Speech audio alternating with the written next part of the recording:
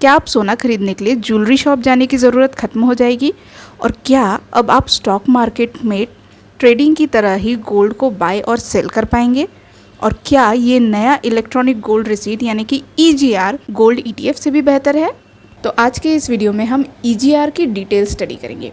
EGR यानी कि electronic gold receipt ये एक डिजिटल सर्टिफिकेट है जो कि आपके गोल्ड ओनरशिप को रिप्रेजेंट करता है। यानी कि आपका गोल्ड सेबी अप्रूव्ड वॉल्ट में सुरक्षित रखा रहता है, लेकिन ओनरशिप जो है वह आपके डीमैट अकाउंट में दिखाई देती है। सेबी ने इसे इंट्रोड्यूस किया ताकि अभूतपूर्व पारदर्शिता, फंजिबिलिटी और एक देश एक मूल्य मेंटेन किया जा सके।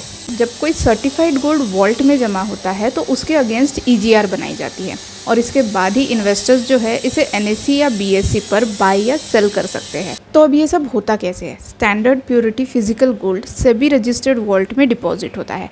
वॉल्ट मैनेजर इसे वेरीफाई करते हैं और करस्पॉन्डिंग EGR जो है वो इन्वेस्टर के डीमैट अकाउंट में इशू करते हैं।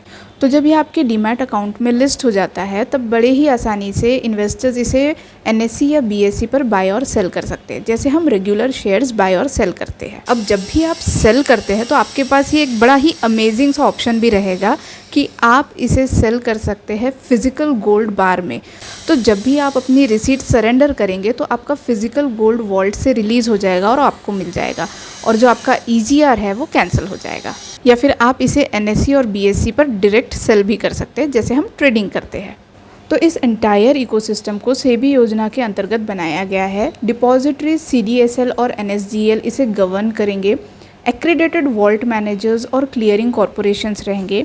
यह trading hours 9 AM to 11:30 PM Monday to Friday buy और सेल के लिए अवेलेबल रहेंगे। आप 1 kg, 100 gram, 10 gram, 1 gram, even 100 milligram with highly flexible मूल्य वर्ग में गोल्ड विथ प्योरिटी 999 और 995 में बाय कर सकते हैं।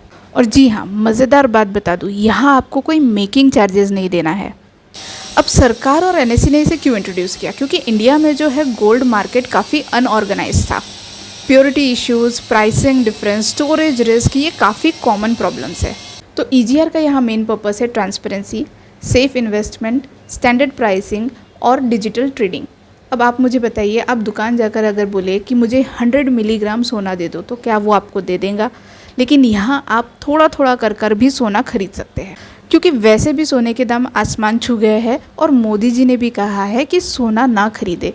लेकिन हमारा ट्रेडिशन ही ऐसा है कि हम फिजिकल गोल्ड लिए बगैर रह ही नहीं सकते।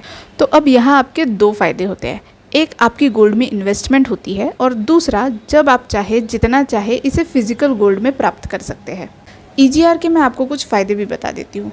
लॉकर का कोई टेंशन नहीं है, प्योर गोल्ड आपको मिलेगा, ईजी ट्रेडिंग है, सेबी के कड़क रेगुलेशंस भी साथ है भाई, फिजिकल डिलीवरी ऑप्शन मिलेगा, और सबसे मेन बात ट्रांसपेरेंसी है। रिटर्न के साथ कुछ रिस्क भी होते हैं, जैसे कि गोल्ड प्राइसेस गिर सकते हैं, अभी लिक्विडिटी कम है, डीमैट अकाउंट होना ज़रूरी है, और यदि आप फिजिकल गोल्ड चाहते हैं तो उस पर GST लग सकता है। एक और बात ध्यान देने वाली है, कंपेयर करें गोल्ड ETF से तो यहाँ हम फंड यूनिट्स खरीदते हैं, लेकिन EGR में आपका ओनरशिप डायरेक्टली फिजिकल गोल्ड से जुड़ा होता है।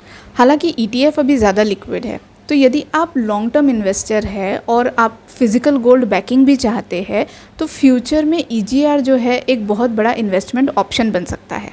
तो क्या आप EGR में इन्वेस्ट करना चाहेंगे? कमेंट करके ज़रूर बताएं, और ऐसे ही फाइनेंस वीडियोस के लिए चैनल को सब्सक्राइब करिए।